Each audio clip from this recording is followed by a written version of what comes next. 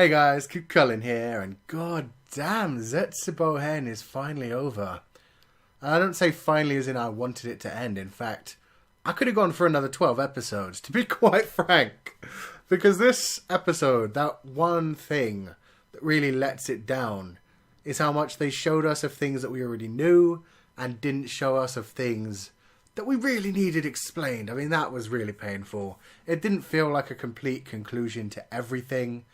It just felt like it was showing us, like setting up for Danganronpa 1, making it clear that this was Junko's plan all coming together. We skipped over Danganronpa 0, which to be fair, they didn't need to show us, because read the goddamn light novel is their general message, I would assume. And they set things up for the ultimate hope future and, you know, Mirai-hen in general. So it was a good episode still. It just didn't really live up to the hype of being the finale for Zetsubou-Hen, in my opinion. I mean, obviously, let me know what you guys think in the comment section, because last time when I said an episode wasn't great for an episode of Zetsubou-Hen, you guys completely disagreed, and I'm okay with that. Just for me, this was a bit of a letdown as a conclusion to everything. And I mean, you can look at it as the idea that technically Danganronpa 3 is all one big series, so this wasn't really the conclusion. The conclusion is Monday with Mirai-hen, or even then Thursday with kibou-hen, which has been confirmed. The final episode next Thursday is going to be titled Hopeside kibou-hen, so I'm looking forward to that. And it feels like they did set that up a bit in this episode with everything to do with Izuru, but we'll get into that in a minute, man. We're going to start with the things that this episode did really damn well. And one thing that this episode did really damn well was its artistic direction, because my god, some of the scenes they had were just so powerful. I mean, the main one I'm thinking of right now, and I'm sure you all felt that same level of excitement, was that moment when we had Chisa back in class with the rest of Class 77. You had the yellow camellias on the table for Chiaki, which was so sad. I mean, goddamn, that was actually really sad when you think about it, because then later on when you find Izuru in the classroom, he has some yellow camellias to like mourn the dead or for the longing, but then also the white Gabera, the white daisy kind of thing to symbolize hope. So it was kind of like a foreshadowing of that, but at the same time just reminding us Chiaki's dead. Class 77 was here. They skipped over Danganronpa 0 and skipped forward to the point where Class 77 were getting ready to graduate. And it was just so damn good, because it was all animated Zetsubou-Hen style. Everything looked super happy, and it was kind of like, wow, it's so weird having them act so normal when they're full of despair now. And then it just had that amazing moment, like Chisa opened up a book, read what was essentially a goodbye letter to everyone, telling them to do good for the world, to go out and be proud of themselves, and how much she was going to miss them. She was crying and tearing up a little bit, as were other members of the class, as she bowed down to say goodbye. And then when she stood back up from bowing down, suddenly everything had that red hue to it. She had the crazy despair eyes. Everybody else in the class had the crazy despair eyes, and the sky had turned dark red. We'd moved on to that Mirai-hen kind of colouring thing. And I loved it. Just to show how full of despair everyone and everything was at this point. It was so powerful. Because you still had the rest of the class acting very normal. Even Chisa. They were all saying such sweet things. You had like Teru talking about how he was going to feed the world such nutritious food. You had Ibuki talking about how she was going to share her music and fill the world with joy. Everybody essentially talking about how they were going to use their talents for the good of the world. But then you realise what they actually mean by everything. I mean, Junko, goddamn. She said it best. She ended up talking about how they see the world the same way that she does now. Essentially meaning they think the world should be full of despair. You have to fill the world of despair to give people hope, which is weird. But that's essentially how Junko sees it. That the despair is what gives life its meaning. It gives life its colour. And they're seeing the world her way now. Without despair, she's able to predict everything. Everything's boring. She can't live like that. So she needs that despair and chaos, and now they're looking at it the same way. They're trying to fill the world with despair and chaos and convert people to be more like them, because that's the only way they see life worth living. And so in their minds, they really mean it when they're talking about things. You have Mikan talking about how she's going to fill the hospitals with lovely medicine. And in the future, we see her on an operating table about to inject someone with medicine, which is probably going to torture and slowly kill him. But to her, that's, filling the world with despair. She's doing good. Kazuichi talked about how he was going to fix the problem of air pollution. And we know that in the future, the world is so heavily air polluted that people die if they're exposed to it for too long.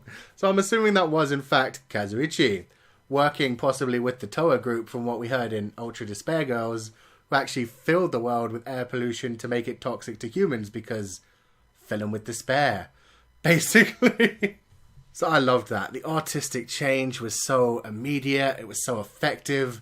It showed us that transition from what the world essentially really looks like, because the sky really is blue, to the Mirai-hen thing where the world is like completely bathed in red light, which is just because it's full of despair. It's an artistic choice more than anything else. One thing that I am surprised about is that they kept the blood pink after that. I would have thought from that point on the blood would have always been red like it is in Mirai-hen. But nah, it stayed pink. It was still good. There were other amazing artistic moments as well. Like when we had Chisa hugging Munakata multiple times in this episode. But there was one very good one. Like right as the world was falling into despair and Chisa was doing her final monologue. You had her grab Munakata. And there was this nice sweeping shot moving around them. Chisa's hair blowing in the wind. And it kind of looked like Junko's hair in the opening for Zetsubou-Hen, where it was all like blowing back away from her head, man. Foreshadowing as fuck, but really nice looking. Plus that awesome dialogue moment by Nagito at the end, when everything was burning down and you had all the ultimate classmates from behind looking at the building. I mean, that was an amazing shot as it was. It really reminds me of that fan art that somebody did for the No Man is an Island episode, where you had all the remnants reunited with Izuru in the middle. But it was nice at this point, with all the remnants there, and you had Nagito step forward and say, I don't exactly know what to call this, but I guess this is our graduation. And that's the exact same line Makoto Naegi said when he was originally leaving the school in Danganronpa 1, that it was their graduation, the exact same line. So that was a nice little throwback as well. So moving on to Junko. She was kind of incredible in this episode. I mean, especially the fact that she finally got to talk with Izuru. Izuru was finally speaking in this episode. Oh man. But it was so good how they were talking about how despair is essentially their hope, how she set up the tragedy. She was so callous towards the students that weren't ultimates. Like she was looking down at them, making them commit suicide and essentially saying, they may think like me, but they're nowhere near on my level. They're not high spec enough. They're not worthy. Making them all kill themselves. Just so uncaring. And goddamn, really pissed at Mukuro because she didn't do a good job of portraying Junko in Danganronpa 0.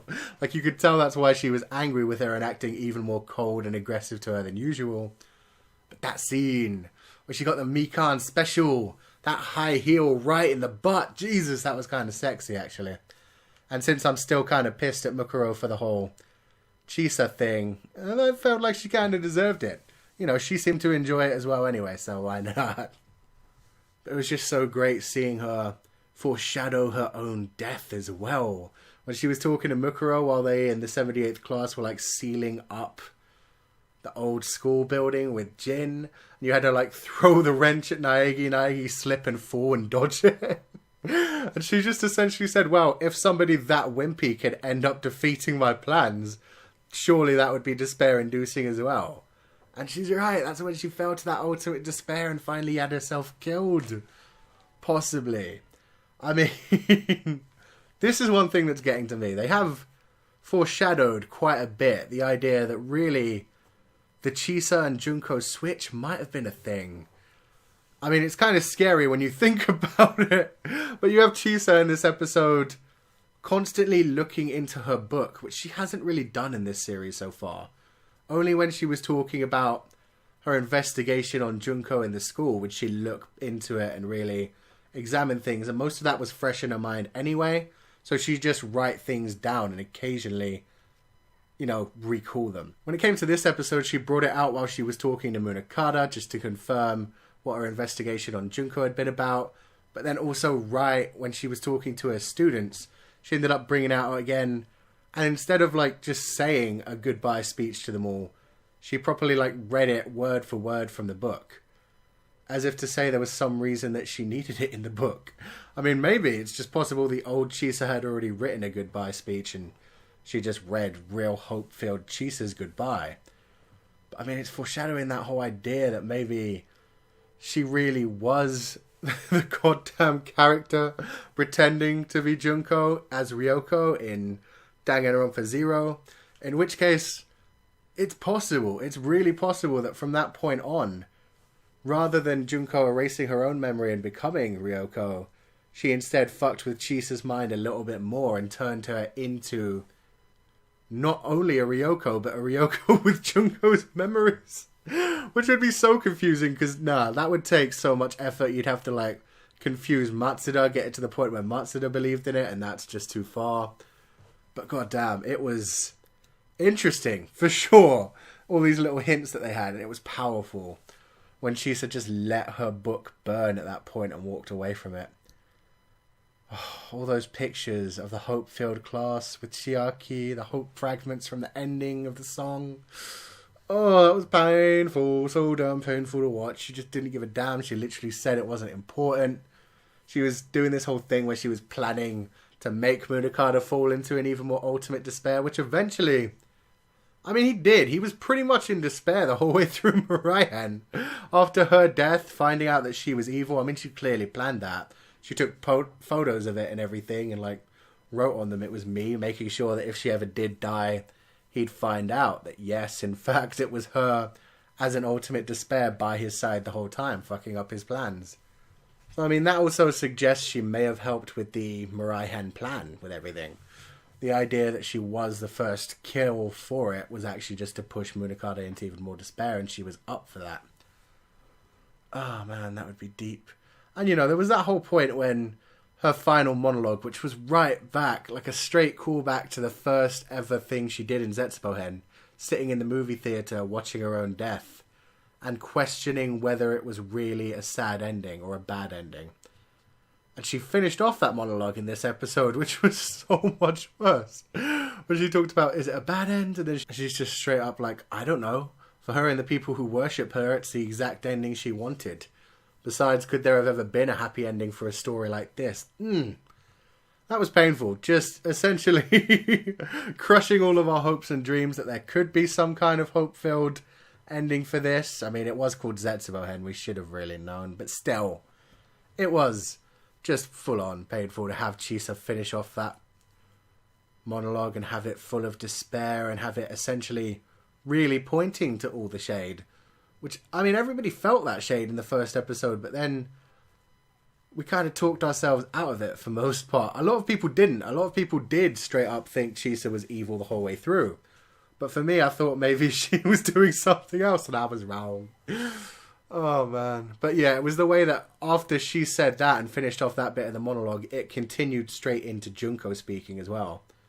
Junko adding to it, after all despair in the world is lost, that's just another reason for despair.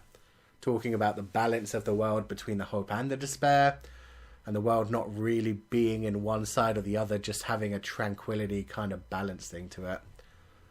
So, man, that was deep, and like I said, another connection that makes it seem like maybe Chisa was the one inside the building at that point. Because it was her monologue that finished off with Junko's final words when she picked up the Monokuma toy. So that was incredible. And we have to talk about the tragedy as well, because the tragedy of Hope's Peak Academy was a little bit of a letdown for me as well. Because there have been incredible parts of this series that just completely topped this. I mean, it was still kind of fucked up to see them essentially destroying the school.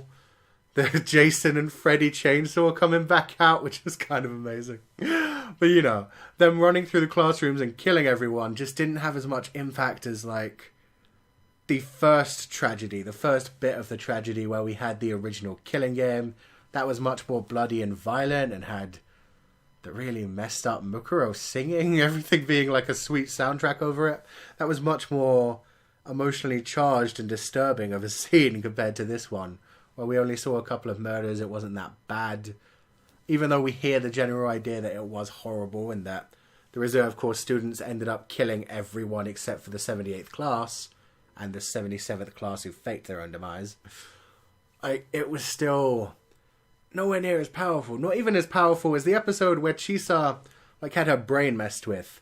That one reserve corps student in that episode who killed himself by slowly scraping the hacksaw backwards and forwards through his neck until he fell over. That to me had more powerful than all these students eventually just falling off of the side of the building and a bunch of them running into the flames and burning because they didn't really show anything. And to me, this should have been one of the moments that was more creepy than anything else in this series.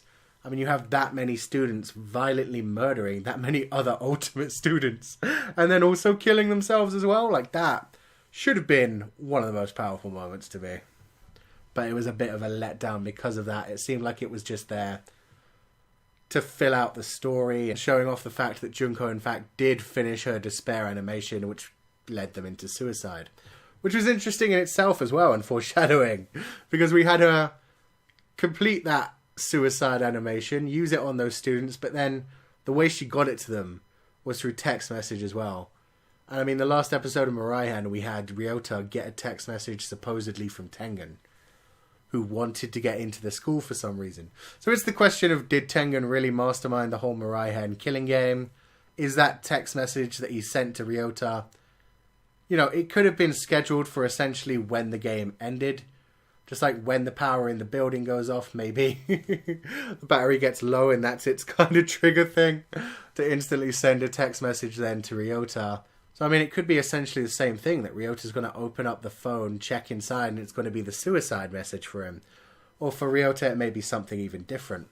I mean, we even see clips of Ryota in this episode surviving through the tragedy, hiding underground and shit. We know Tengen eventually recruited him to the Future Foundation, but why then? Why did he bring him in? If he already had the exact same despair animation that Junko had made, then why did he need Ryota?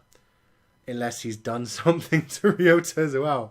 Maybe the animation that Ryota got really is a different one that's going to change his mentality a little bit and unlock his ultimate despair potential kind of thing. Oh man. Either way, that was all incredible. I was just a bit let down by the tragedy thing. And we had that connection to Mirai-hen again guys, with Tengen talking to Jin Kirigiri. Jin talking about how really what they should have believed in was the idea of the next generation of Hope surviving, and that's why he locked up the 78th class to protect them. And you have Tengen jump in at the end there and talk about how it's a bitter irony that it took all of this for them to understand that, leading to the general idea that maybe if he is the mastermind for the Mirai-hen killing game, maybe it's because he thinks that by putting them in that kind of situation where they've had to kill that many of themselves, they'll understand they need to trust hope and you can come back from despair. Maybe that's what he was trying to teach them. The same way that they got taught about how they should be protecting the next generation of hope, it was a way to teach Munakata, don't kill the remnants of despair, you could still protect them kind of thing. And maybe that's why his whole line was, I'm not going to let that plan go to waste either, where he didn't want to let Izuru Kamakura go to waste because he knew Izuru Kamakura was then in the Neo World program. Oh man, so that was incredible. And finally, Izuru Kamakura, who finally got to speak this episode. And it was 100% confirmed that yes, he did do something towards the Neo World program. I mean, essentially, the Neo World program was all his plan. I summed all of that up essentially back in my Ultimate Future theory when we were around episode 3 of Mirai-hen. The idea that he'd left those flowers on the desk for Chiaki. The idea that he possibly believed in hope and did go into the Neo World program in Danganronpa 2 hoping for Hajime Hinata to actually be won over and to succeed through the game, to get rid of Junko and to actually come back on the other side with his own emotions and, full of hope at that point. I mean, at this point in the future, he does have Hajime Hinata's memories. He's done the whole Neo World program game. It's gotten to the point where Chiaki Nanami, even AI form, managed to defeat the AI form of Junko. So there's that whole connection where he did pit hope against despair and hope won. And does that mean he's now going to be working for hope? Does that mean he's going to be trying to convert everyone in the world to an ultimate hope kind of state? Or was there something else behind his plan there as well? The weirdest thing about this all is that we went the whole way through Zetsubou-Hen and we never got any connection to the Neo World program. It really messes with my head because we've got all of these hints that really Chihiro Fujisaki and Matsuda and Miyaya Gekugahara were all supposed to have worked together to create the Neo World program. But we've gotten to the end of this storyline now, and 2 of the 3 members are essentially dead. With Miyaya Gekugahara dead in Mirai-hen, so we'll never get any answers from her either. So we just never got any answers on this. And the question is Izuru the one who actually put together the Neo World program? Was it all him from the beginning? I mean, it said it was created with the technology from Chihiro Fujisaki and from Matsuda, and that the Future Foundation worked on it, but perhaps Izuru Kama was actually guiding Miyaya Gekugahara down in some kind of way. Like, maybe he wrote the General Neo World program by himself, even filled it with the Chiaki AI, and possibly based Monami on Chisa Yukizome, and the alter ego and its relation to Chihiro Fujisaki is just because he knew what was going on in the Danganronpa killing game. So he wanted it to be linked to Chihiro so they wouldn't think it was from a weird source. They'd trust it was from a credible source. And then he basically gave all of that data to Miyaya Gekugahara and let her finish off the project and get the Future Foundation to sign up on it and start creating it on Jabberwock Island. I mean, the only problem with that is the Chiaki AI always talked about her father and brother, and the brother definitely related to Alter Ego. But it was Alter Ego in the Neo World program, which isn't necessarily the same Alter Ego that was out in Danganronpa 1. But we also had her talking about her father, which we assumed was Chihiro Fujisaki. But chances are it was Izuru Kamakura, and that Izuru Kamakura created all of this and then got the Junko AI to finally get it together, that final battle for him between hope and despair to see who would win. I mean, ultimately, this episode ended with that moment after the credits, which is amazing. First couple moments of Danganronpa 2 with Nagito and Hajime going around the island and meeting everyone, and we just saw Hajime meet Chiaki for the first time, that handshake. The Chiaki AI sounding so different from the real Chiaki, but then of course Izuru wouldn't know that himself. Izuru just created a general idea of Chiaki being the ultimate gamer and ultimate hope, trying to lead them to that bright future.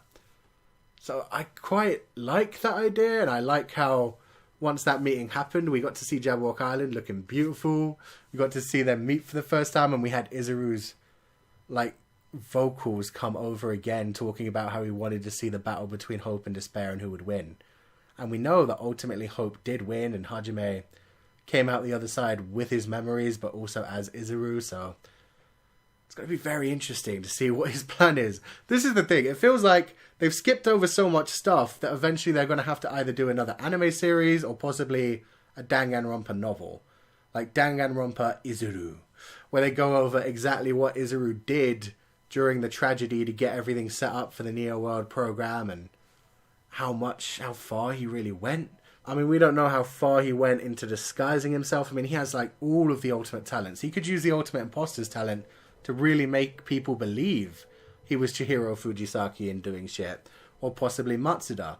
We're not sure if they knew Matsuda was dead for too long. We're not sure if they ever found Matsuda's body after Junko killed him.